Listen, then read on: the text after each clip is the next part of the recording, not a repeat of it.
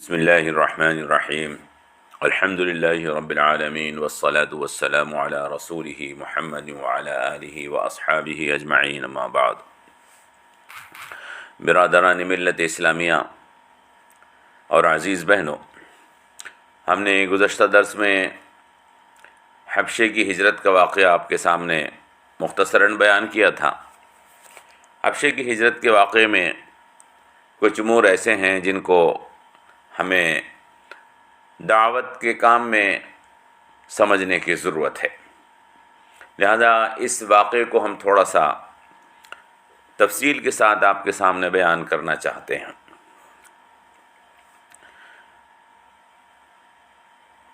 مکے میں مسلمانوں کے اوپر جو حالات تھے وہ نہایت تکلیف اور پریشانی کے حالات تھے۔ حضور اکرم صلی اللہ تعالی علیہ وسلم نے مسلمانوں کی تکلیف کو دیکھ کر ان کو اجازت دے دی تھی کہ تم حبشے کی طرف نکل جاؤ، وہاں کا جو بادشاہ ہے اس کی وجہ سے کوئی دوسروں پر ظلم نہیں کر پاتا ہے، وہ ایک انصاف پسند بادشاہ ہے اور وہ ایک اچھا ملک ہے، اللہ تعالیٰ تمہارے لیے نجات کا کوئی راستہ پیدا فرمائے گا۔ ہم نے آپ سے عرض کیا تھا کہ اس موقع پر مسلمانوں کی ایک جماعت نے حبشے کی طرف ہجرت کی۔ یہ اسلام میں پہلی ہجرت تھی، یہ 11 آدمی تھے۔ ان میں عثمان ابن مظعون رضی اللہ تعالی عنہ کو امیر بنایا گیا تھا۔ حضرت جعفر ابن ابی طالب بھی بعد میں ہجرت فرما کر حبشہ تشریف لے گئے تھے۔ ہم نے آپ سے عرض کیا تھا کہ ہجرت حبشہ کی وجہ یہ نہیں تھی کہ مسلمان کافروں کے ظلم سے گھبرا گئے تھے، بلکہ ہجرت حبشہ کی وجہ یہ تھی کہ مسلمانوں کو ان کے دین پر عمل کرنا مشکل کر دیا گیا تھا۔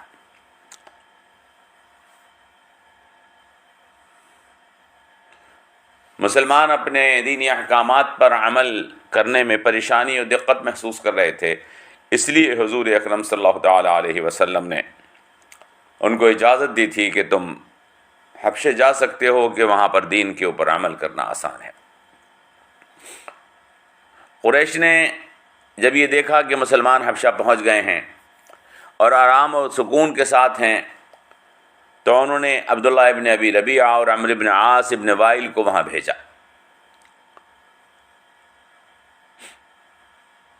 اور ان کے ساتھ نجاشی اور اس کے جو سردار تھے، سپہ سالار تھے، فوج کے ساتھی تھے، اس کے لیے بہت سے تحائف بھیجے۔ جو مکے میں قیمتی چیزیں جانی جاتی تھیں وہ سب لے کر گئے۔ یہ دونوں نجاشی کے دربار میں حاضر ہوئے، ان کے سپہ سالاروں اور سرداروں کو طرح طرح کے تحفے دے کر ان کی رائے ہموار کی اور درخواست کی کہ بادشاہ سے ہمارے لیے سفارش کر دینا۔ بادشاہ کے دربار میں یہ لوگ پہنچے اور انہوں نے کہا کہ بادشاہ، ہمارے ملک کے کچھ لوگ بے وقوف لڑکے آ کر اس ملک میں چھپ گئے ہیں، انہوں نے اپنا دین چھوڑ دیا ہے اور آپ کا دین بھی قبول نہیں کیا، بلکہ ایک نیا دین ایجاد کیا ہے جس کو نہ ہم جانتے ہیں نہ آپ ہمیں۔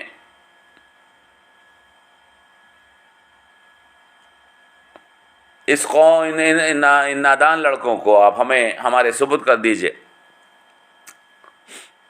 ہمارے بڑوں نے، مکے کے لوگوں نے ہمیں آپ کے پاس بھیجا ہے تاکہ آپ ان نادان لڑکوں کو ہمارے سپرد کر دیں۔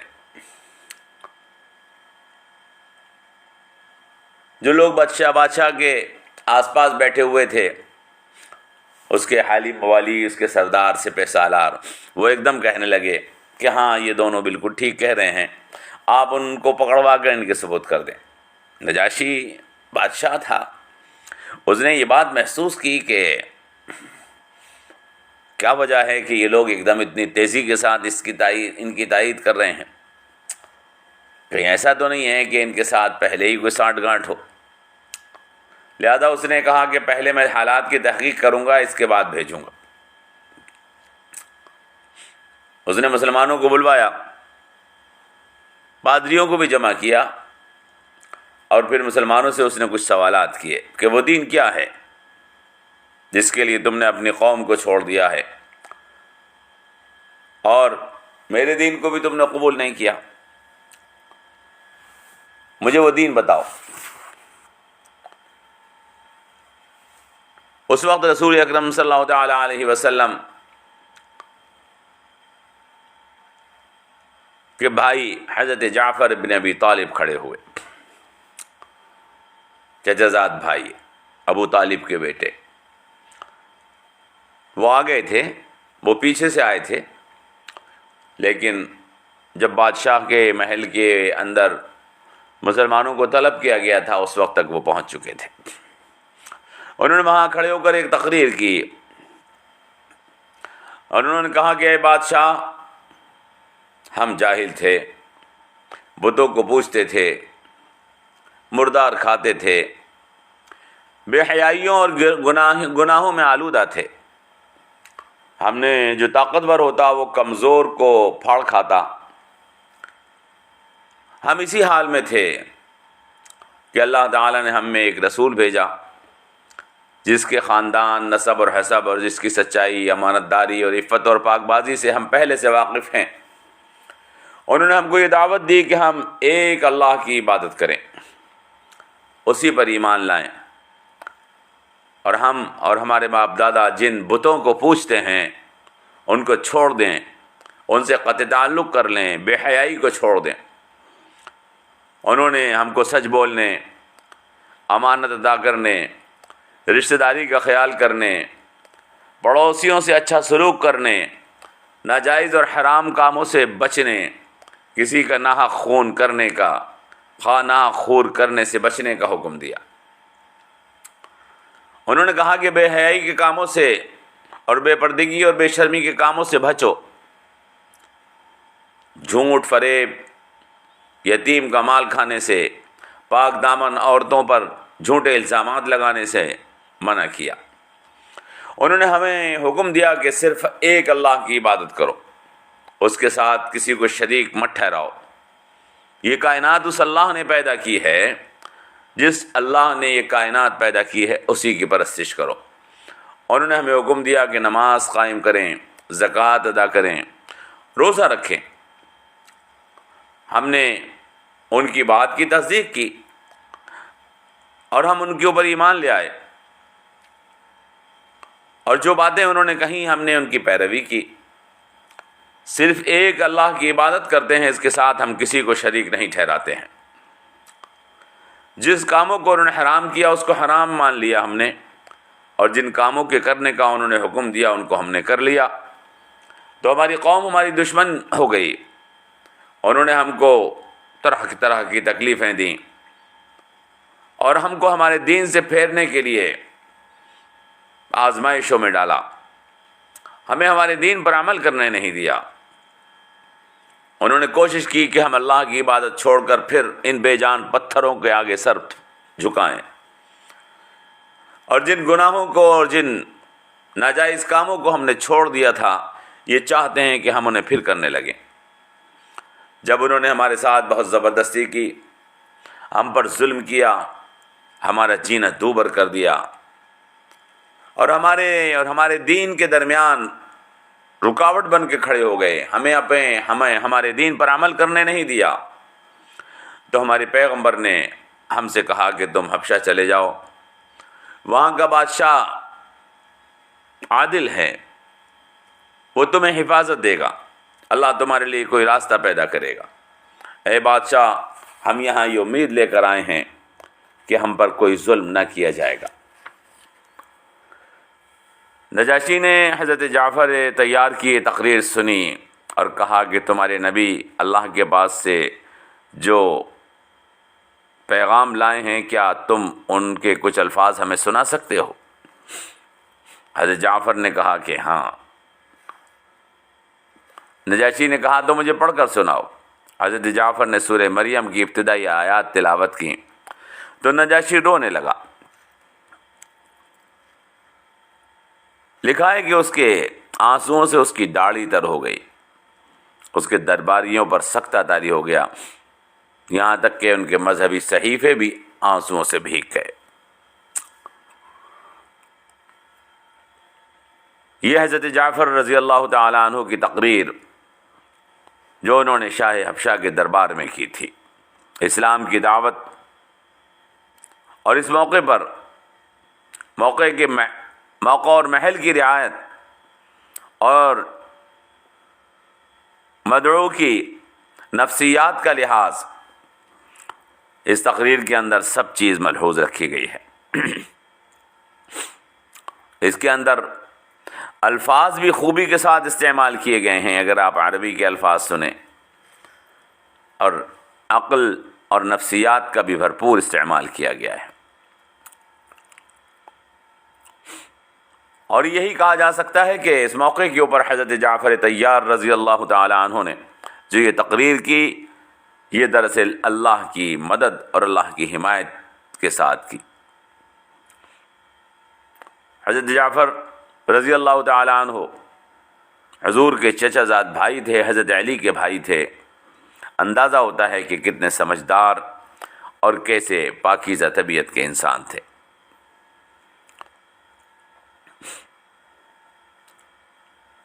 اس موقع پر حضرت جعفر رضی اللہ تعالی عنہ نے اپنی تقریر میں عرب کی جن جہالتوں کا ذکر کیا،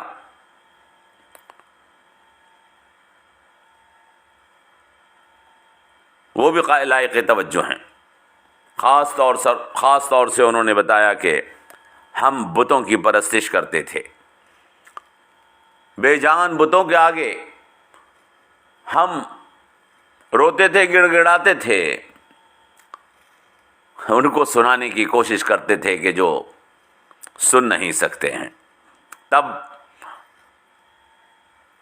ہم میں سے ایک ایسے شخص نے جن کی سچائی کے بارے میں ہم خوب جانتے ہیں، ہمیں اللہ کی طرف بلایا اور دین حق کی دعوت دی۔ انہوں نے مکارم اخلاق بتائے اور یہ بتایا کہ ہم نے ان کے اوپر ایمان لانے کے بعد اپنی زندگیوں میں کیسی تبدیلی کر لی۔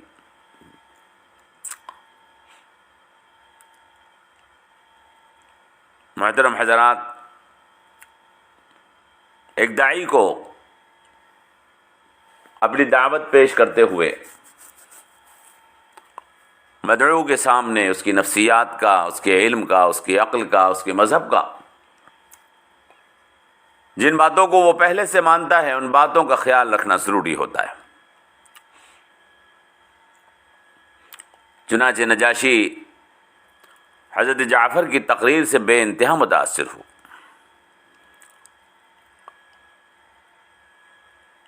اور یوں کہنے لگا کہ جو کچھ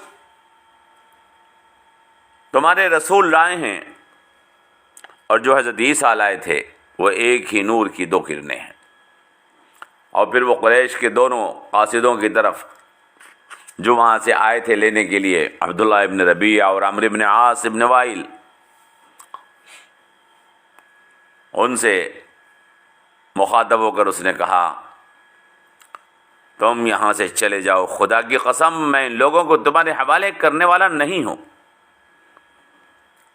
اس موقع پر عمرو ابن عاص نے ایک اور حرکت کی اور ایک زہر میں بجھا ہوا تیر گویا کہ ان کی طرف مارنے کی کوشش کی، حالانکہ ان کو ایسا کرنے سے عبداللہ ابن ربیعہ نے منع کیا تھا کہ یہ ہمارے بھائی ہیں، ایسا نہ کہو اور ایسا نہ کرو کہ ان کی جان خطرے میں پڑ جائے۔ لیکن عمرو ابن عاص نہیں مانے اور وہ کہنے لگے کہ بادشاہ سلامت، یہ لوگ حضرت مسیح کے بارے میں ایسی باتیں کہتے ہیں جن کا ہم زبان پر لانا ہمارے لیے مشکل ہے۔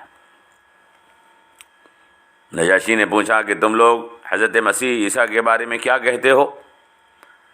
حضرت جعفر نے کہا کہ ان کے بارے میں ہم وہی کہیں گے جو ہمارے نبی صلی اللہ علیہ وسلم نے ہمیں بتایا ہے۔ وہ اللہ کے بندے ہیں، اللہ کے رسول ہیں، اللہ کی روح اور کلمہ ہیں جو اس نے کنواری پاک باز مریم پر القاء کیا۔ یہ سن کر نجاشی نے اپنے ہاتھ میں ایک تنکا اٹھایا اور کہا کہ خدا کی قسم جو کچھ تم نے بیان کیا ہے عیسیٰ اس تنکے کے برابر بھی اس سے زیادہ نہیں ہے۔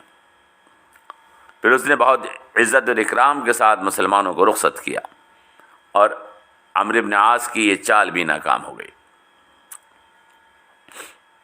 اور پھر وہاں پر مسلمان بڑی عزت کے ساتھ رہنے لگے۔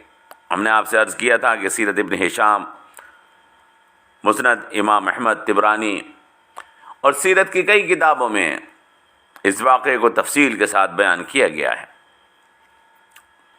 حبشے کی ہجرت سن 5 نبوی میں ہوئی تھی، اور حضرت جعفر سن 7 تک رہے۔ غزوہ خیبر کے موقع پر رسول اللہ صلی اللہ علیہ وسلم کی خدمت میں حاضر ہوئے تھے۔ اس طرح تقریباً 15 سال حبشے میں رہے۔ یہ ایک طویل مدت ہے، 15 سال مسلمان حبشے میں رہے، جسے حضرت جعفر اور دیگر مسلمانوں نے حبشے کے اندر دین کی دعوت کا کام کیا۔